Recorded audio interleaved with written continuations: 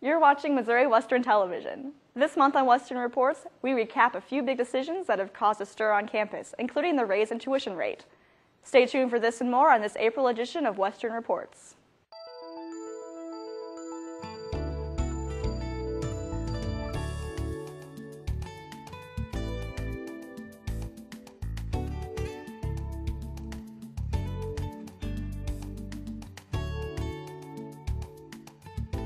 Thanks for joining us. I'm Mallory Edson.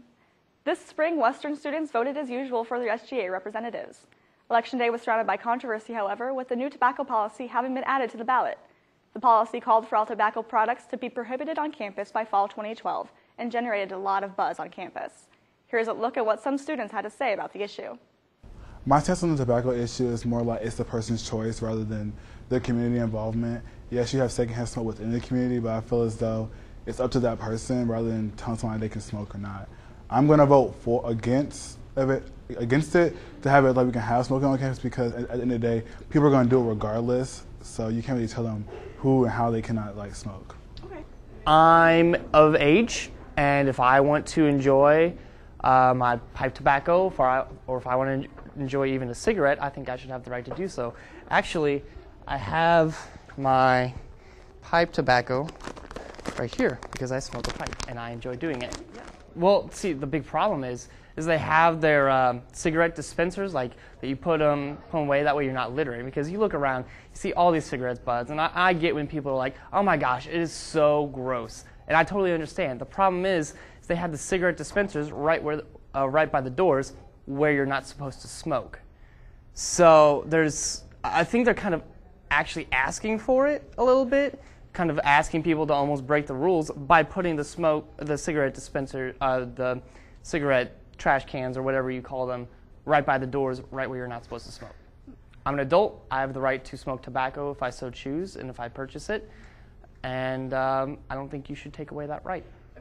I voted yes for the tobacco policy to go into effect because I don't like following people who are smoking. And while I realize that some people are very courteous when they smoke and when they chew, there are more people than not that are discourteous, and I'm voting to get rid of that discourteousness. And it's the most effective policy that we can install to get rid of that. I'm voting no on the smoking policy because I think we have a right to if we're over 18. I voted in favor of the smoking policy because I personally don't like walking through a smoke screen when I go through Murphy and Eder. Also, I've been against smoking for my entire life, so I think it'd be good for this campus to be a smoke-free campus. The proposal was unable to reach the 2/3 majority vote to pass, but the results were close. After the election, we talked to SGA Senator Steve Wishern about how the tobacco policy came to student vote and what will happen to it now. So the policy that was voted on by the students was the tobacco-free policy for Missouri Western. It encompassed smokeless tobacco, smoked tobacco, and then other forms of electronic cigarettes, but it did not incorporate cessation remedies. So it wouldn't include nicotine gum or other nicotine patches. We encourage people to actually quit smoking. They were going to use those as part of the quitting measures. 2 years ago, Peter Gregory and I, who's the student governor presently, we're both senators, and we just had this, everybody kept complaining to us about the alleyway in between Eder and Murphy, or the breezeway, whatever you want to call it, and they said that it's just horrific. And I thought so, because I walk through that every day to go to Popwell, to go to my business classes.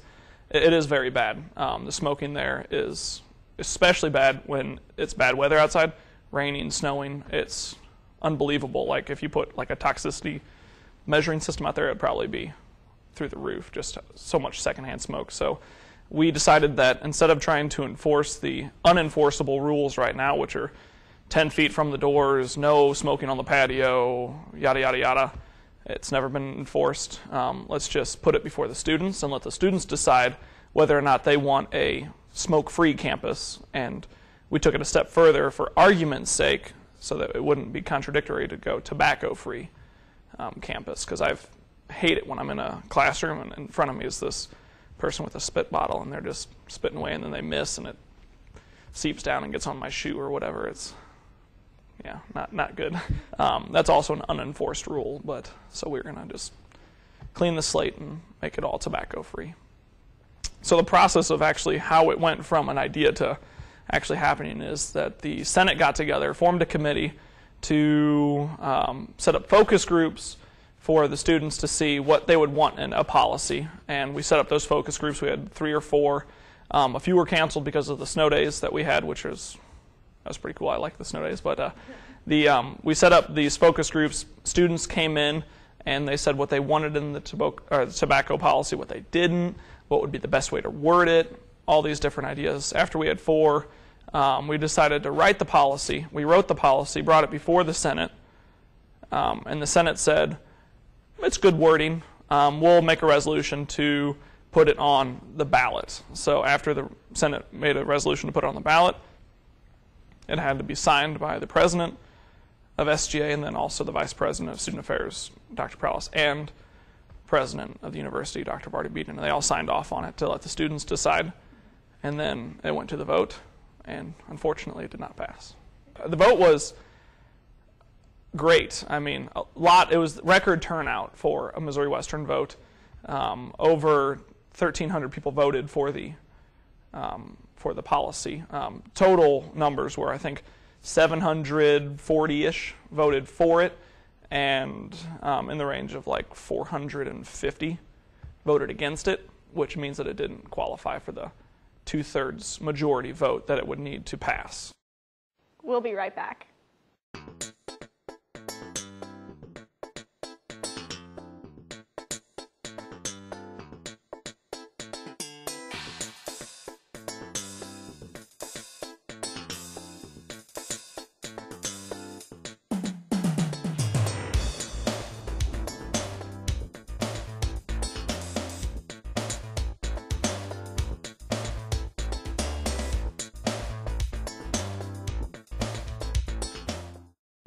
Discover gold at Missouri Western State University, now offering graduate degrees to advance your career in teaching, chemistry, media arts, IT management, and more.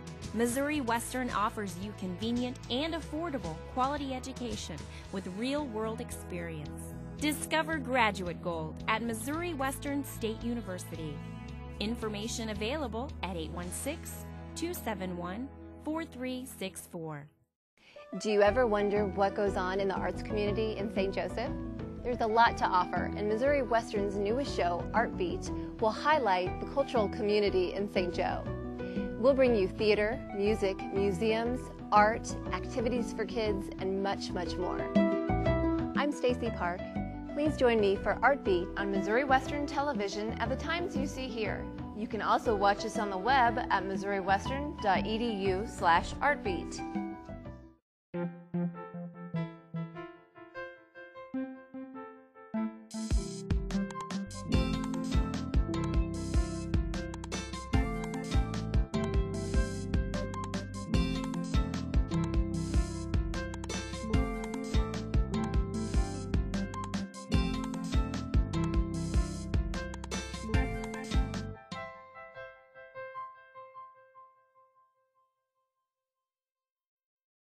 We're back with your campus news update. Western's Foreign Language Department sponsored a presentation for their students about working as an interpreter. Professionals from various fields of interpreting discussed with students the educational and linguistic training required to work in the field, as well as specialty areas like the medical and legal fields.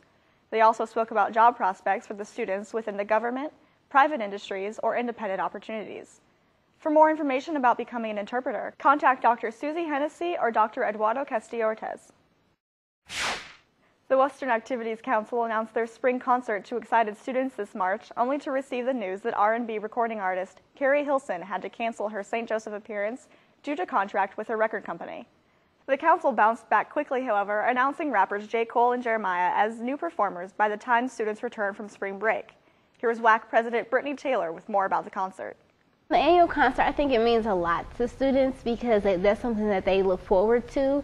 I think it means a lot to them too as well because it's free, and a lot of other colleges or universities, they charge their students to go to the annual concerts that they have or stuff like that. So I think it's a good experience for the students because they get to experience different genres of music each year. It's not always the same type of genre or anything like that. So I think it's pretty significant to the experience of MWSU for our students.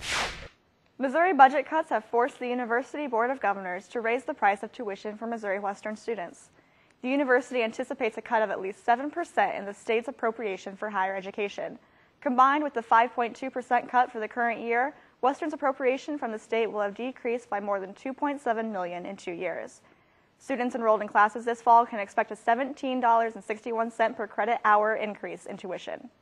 Dr. Vartabedian sat down with the Griffin News to discuss the importance of this tuition increase. Here's a bit of what he had to say. Well, it's not an ideal situation to have to increase tuition as high as we need to increase tuition, but with the kinds of cuts that we've had over the past several years, as well as unfunded mandatories, it's an absolute necessity. So what we're looking at and what the board recently approved was a $17 per hour, credit hour increase in tuition. That translates to going from about $5,500 a year if you're carrying a 15 credit hour load per semester. That translates from about $5,500 to about $6,000, a little more than. So it's about a $500 increase for the year, assuming that you're taking a full 15-hour load. You just have to look at the cuts that we've survived over the years and the fact that we're already the lowest per student appropriation. We have the lowest per student appropriation of any state university right now by, I think, $1,000 per student of the average. We're below the average by $1,000. You take that along with the fact that our tuition already is one of the third lowest, then you look at the kinds of cuts that we've sustained, 5.2% last year, likely 7% this year, pretty much 5% a year in unfunded mandatories. You know, a 9.5 increase will probably allow us not to make additional severe cuts, but probably not a lot more than that, to be quite honest. You know, we're going to try as well as we can to bring additional external money into the university through benefactors and grants and things like that. But let me give you an example. We can't afford to hire a grants director, so we have no one to help us get the kind of grants. People are on their own. Faculty and staff are on their own and getting grants. So we're in a position where it's even difficult for us to generate money because we've frozen so many positions. So there's probably not a lot of extra places to go or any places to go at this point other than bringing in external money, and I think we've done extremely well in terms of benefactors and bringing external money that way. We've done as well as we can without a grants director in terms of bringing in grants, but they're just limited options for a school like ours, which is primarily a teaching institution. Other universities, the University of Missouri system, where they have lots of grant directors and lots of release time for faculty members to spend on getting grants, it's a different story. 45% of our budget comes from state appropriations, and so when they cut us by 7%, 5.2%, et cetera, it hurts us more than it does an institution that has a much lower percentage, like the University of Missouri system. I think it's 25% or so of their budget comes from state appropriations. So yeah, it hurts us a lot more than many universities, and finding places to recoup that loss is very difficult, and that's why, of course, we're turning to a tuition increase. Western is the fastest growing public university in the state, with a growth of 18% full-time enrollment over the past 3 years. Because state funding is not tied to enrollment, Western's appropriation from the state is the lowest on a per-student basis. Here's your Griffin Sports Recap with Ryan Menley's Sports Update. Hello again. March winds down and Missouri Western Athletics transitions to spring, and what a month it's been on the sports scene. March began with Western basketball in the MIAA tournament in Kansas City. The Griffin men had upset on their minds, but instead suffered a heartbreaking 86-85 loss to second-seeded Fort Hays State. Coach Tom Smith is sitting on 599 career wins. Number 600 will have to wait until next season. I mean, obviously, with this being, going for 600, I think, it would have been a great 600. Let's face it. I mean, to win on this venue, in this place, in this building, and a game like that, I couldn't ask for anything more. But that's, it wasn't meant to be. And you know what? We'll get ready for 7 months and try to do it again. Western women's season also ended with a near upset. The Griffins lost 58-55 to second-seeded Washburn in the opening round of the conference tournament. Still a successful season for Western. The Griffins clinched their first winning season since 2005. It was a year I'll never forget.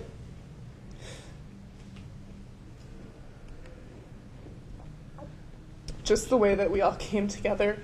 I'm totally pleased and proud of the effort that our girls have given all year long. Our women have given all year long, because they're not girls anymore, they're women.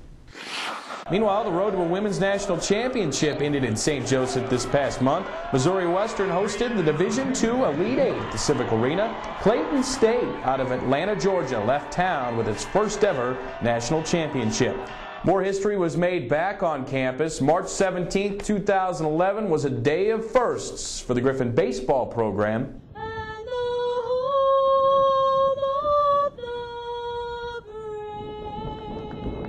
An historic day at Missouri Western. This has been a long time coming. I mean, that was amazing. It really was a tribute to a lot of the guys that played here in the past. Griffin baseball playing its first ever on-campus home game at the brand new Spring Sports Complex. But today there was a different feel. I mean, there was a nervousness. There was the butterflies that you used to get when you play, just because it's something brand new. Western Hall of Famer Tom O'Brien tossing out the first pitch. He is the only Griffin baseball player in the program's 40-year history to have his number retired. Meanwhile, the Griffins christening the new stadium against the number 3 ranked team in the nation, Central Missouri. Pick it up, bottom 1. Griffs down 1-0, but here they come. Ian Atkinson ropes the base hit to right. Jason Soma scores to tie it at 1. 2 batters later, Isaac Rome drives a deep shot to the left center gap. It will bounce and roll to the wall. Atkinson running all the way from first. He'll dive home and give Western a 2-1 lead after 1. Central would tie it in the 4th, but the Griffins answer back in the bottom half. Rome at the plate and uncorks a monster shot to center, 400 feet plus off the green monster and gone. The first home run ever hit in the Spring Sports Complex. Griffins lead 3-2. It'd stay that way till the 6th. Mules Nick DiBiase, that is the second home run ever hit at the new Spring Sports Complex. That ties it at 3. Central would take the lead in the 7th and then bust it open late. The Mules scored 4 runs in the top of the 9th, and Western's picture-perfect home opener ends with an 8-3 loss. Now, despite the loss, the Griffins enter April with a 10-10 record and a 3-game winning streak. And more history awaits. The Griffins are still looking to play their first ever night game. Lights were installed the last week of March. Missouri Western softball has still yet to play on its new field. Weather has delayed the Griffins' home opener multiple times, but Jen Bagley's squad has done just fine away from home, thank you. They take a 20-7 record into April. 20 wins already for the Griffs, all of them on the road. The fact that we came out of that 20-7, now I feel good, because now we're going into our conference season, and sure, we're on the road, but now, you know, a 1-movie trip is much better than a 4-movie trip, so we're golden now. It's not a big deal. So I actually think it might even help us. And finally, we finish with football. The summer home of the Kansas City Chiefs became the one-day house for dozens of NFL pro hopefuls. The Griffin Indoor Sports Complex hosted NFL Pro Day this past March. 27 college standouts from all across the state of Missouri showed their stuff for NFL scouts. Griffin football coach Jerry Partridge explains the inner workings of this day of work. NFL Pro Day. In the past, we've had a couple that we've had different pros, like Gian Robinson and Roger Allen. We've had pro days, but and everybody kind of has their own pro day. And there's been times we've scratched each other's back, MIAA coach-wise, when maybe we don't have a pro prospect they do, and especially myself and Coach Churchman at Northwest. And Coach Churchman actually approached me about it. I was thinking about it anyway, and Central Missouri called me and said, hey, can we have a joint pro day at your place because of your facilities, and you don't have to worry about weather and all the situations we got, all the facilities we have. And so basically it's a pro day for Northwest Missouri, Central Missouri, Missouri Western. There are 11 NFL scouts here, which is really a high number, so it tells you there's some good players here. Missouri Western itself, we have Drew Newhart and Kendall Davis here. So Kendall has had some opportunities already in Arena 2 and has turned them down to continue to further his education, try to get his, get his degree. And I think the one place he had a really good opportunity is too far away, kind of thing. I don't know, he may still do it after the spring, but I think Drew's accuracy and the ball he throws is outstanding. There's no doubt in my mind he could at least be an arena football player because of his accuracy. The NFL is a very tough gig, and not very many people get there. It's a good day. I mean, it's a lot of it's fun to watch it, and some of our underclassmen are getting to see kind of what it takes a little bit, and they're watching. It's interesting to see some of these other kids test and what they do. I think all the pro scouts are into this too. They like the fact that we're doing it because it sure makes their life easier. They don't have to go to all these different places. It's one central location. I believe we're going to do this continually into the future. Griffin football is back to work this month. Spring practice lasts the entire month of April. For all of your sports needs and updates, check out our website at gogriffins.com. For GSI and Western Reports, I'm Ryan Minley. Here's your Money Minute with Matt Brock from Edward Jones.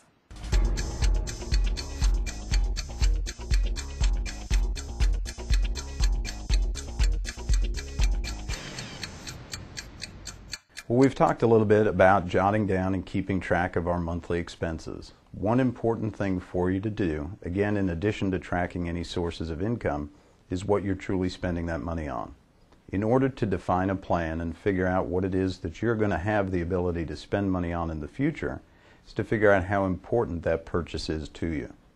Setting goals for yourself that are 3 months, 6 months, a year, sometimes 5 years or longer down the road are going to be critical in you being able to make those purchases. If while you're sitting down and planning that monthly budget, we tend to overlook things like a cup of coffee, renting a movie, going to the movies, we will still have questions at the end of the month as to where the income went. If in planning that budget you'll look forward a little bit and consider building an emergency fund. Those are at least 6 to 9 months worth of expenses set aside in an interest-bearing checking account or a savings account. Those are the monies that we would use for an unforeseen emergency, something that crops up that just has to be done now, that if we don't plan ahead for it, we won't have the monthly income to get that need taken care of. As we get a little bit further down the road, we want to look at things like when you're finished with school, paying off any student loans, paying down or paying off any credit card debt. The thing to be most cautious of with credit cards is not to carry more credit than we absolutely need to have. So set a goal for yourself that identifies what level of credit can I maintain that I would be able to pay off if I used all of it in about 2 or 3 months. Because if we carry that credit load further, we're simply paying more interest to the credit card issuer than you have a need to. And now for your upcoming events. On April 12th, the jazz concert will be hosted in Potter Theater at 7:30 p.m. The annual Extreme Percussion Show is April 14th through 16th in the Potter Theater. The Symphonic Winds Concert will be held April 17th at 3 p.m. in Potter Theater. The choir will hold their spring concert on the 19th at 7:30 p.m. On May 5th, the University Orchestra will hold their concert at 7:30 p.m. April 21st is the Student Film and Video Showcase in Hearns 102 at 7 p.m. April 11th through the 30th, student artwork will be exhibited in Potter Hall Gallery. The One Soccer Tournament begins Friday, April 8th at 7 p.m. and continues on the 11th and 18th. For the most current events at Western, check out the event planner on our website. Support Griffin Athletics. Check out gogriffins.com for sports announcements and game times. We're out of time for this April edition of Western Reports. Be sure to watch us on Missouri Western Television every Tuesday, Thursday, and Sunday at 7 p.m. and Saturdays at 10 a.m. or online at missouriwestern.edu/imc/news. If you have any suggestions for our program, please email us at television@missouriwestern.edu. New programs there at the beginning of each month. I'm Mallory Edson. Thanks for watching.